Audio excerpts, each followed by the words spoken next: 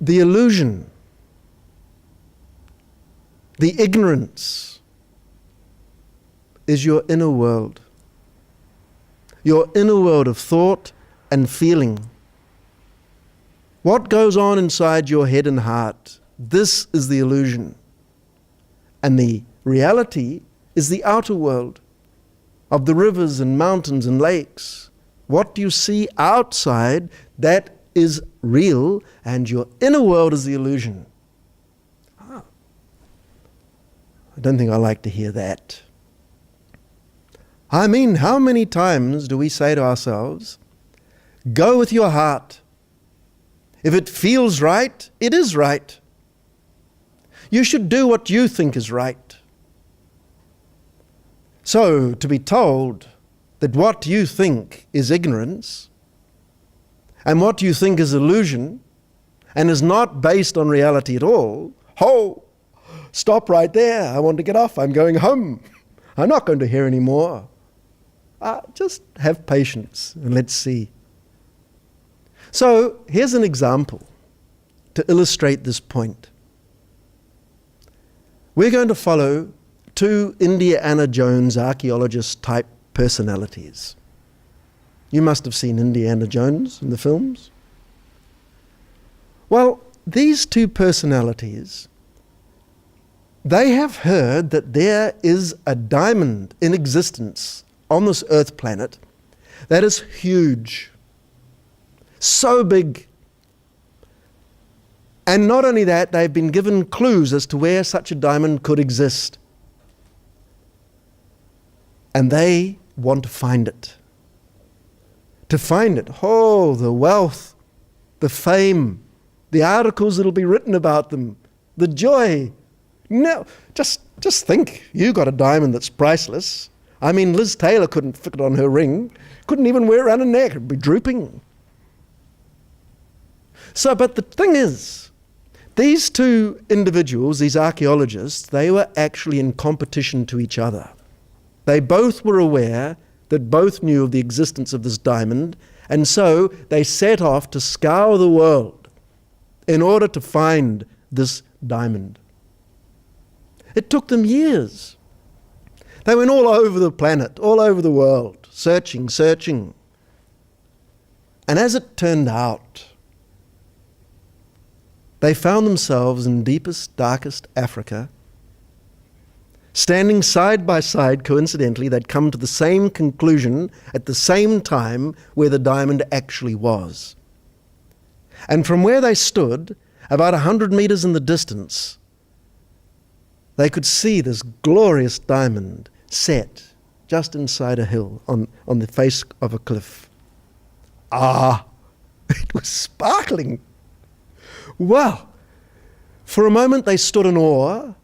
Then, of course, greed kicks in, competition kicks in, and they suddenly realize, I better get there first because my competition's right here.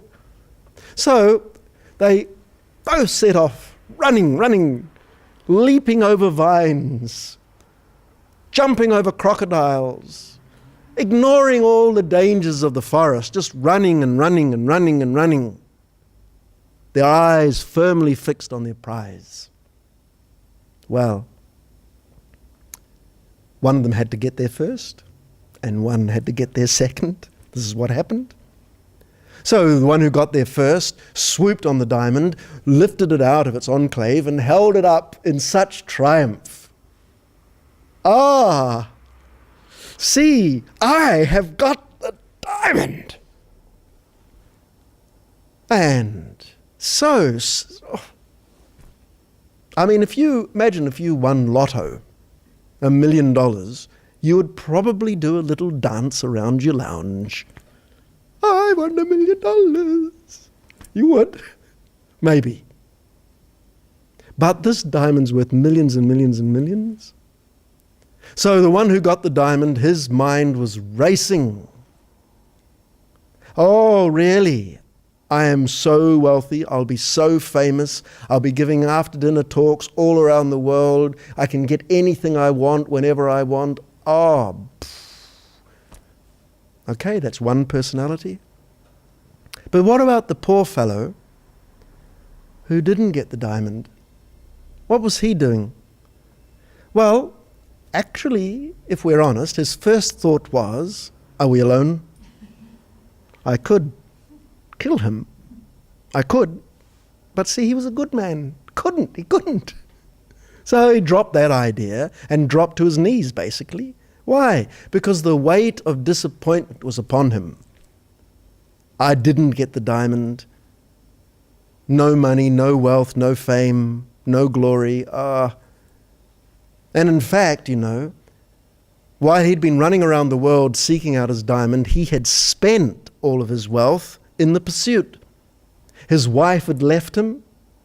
He now faced ruin. Misery, misery. Now a third person came along. The bushman. The bushman said, which actually means, what's going on? Happily, the archaeologists could speak bush talk, and they said, back. One said in bush language, I got the diamond, and the other said, I didn't. Now, the bushman said, I don't understand. What's a diamond? What is it? So, Sri Maharaji, in this example, points out, look, did the diamond get larger for the person who got it? No. Did it shrink for the one who didn't get it? No. Did it change at all for the one who had no idea what a diamond was? No. Well, what happened here? See, for one person, the diamond was a source of happiness. But the same diamond for another person was a source of misery. And for the third person, the diamond was neither a source of happiness nor misery. Just neutral. So where's the reality here?